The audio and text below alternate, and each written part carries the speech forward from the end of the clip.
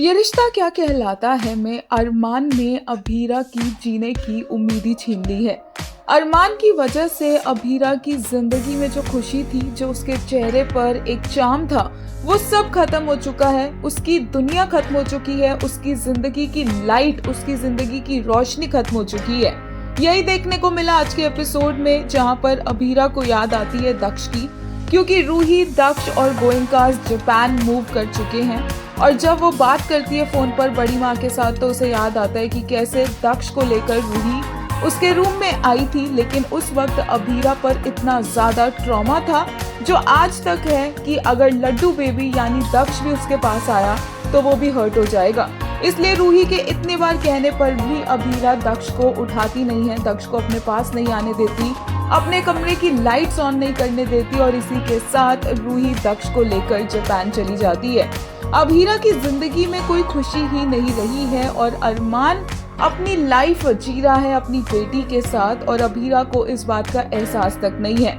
हर दूसरे दिन वो पुलिस स्टेशन जाती है पिछले 7 सालों से, ताकि वो अपनी फूकी बेबी को ढूंढ सके, लेकिन उसे कुछ भी नहीं मिलता, कोई उम्मीद नहीं मिलती। लेकिन फिर भी वो टूट नहीं रही है, उसकी जिंदगी में कुछ बचा नहीं है, लेकिन उसके बावजूद भी वो आगे बढ़ने की कोशिश कर रही है। एक यूजर ने कहा, Armaan should burn in hell the way she is burning. He deserves to suffer every day for rest of his life. He deserves to feel all the anxiety, self-doubt, pain, yearning. Abhira is feeling that's just a bare minimum. एक और user ने कहा, Abhira keeping herself away from her laddu baby, the baby she loved and nurtured because she believed that she is a bad omen for children. This scene broke my heart. वहीं एक और ने कहा, he has completely drained the life out of her. Watching her break like this, my heart aches for her. एक और user ने कहा, Abhira goes to find Pookie daily in a gap of 2 days since 7 years. Arman really did dirty to her. He needs to get punished.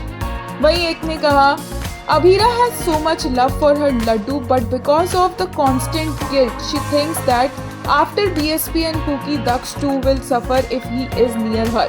And so she has kept her away from him since the past 1.5 years. This is devastating.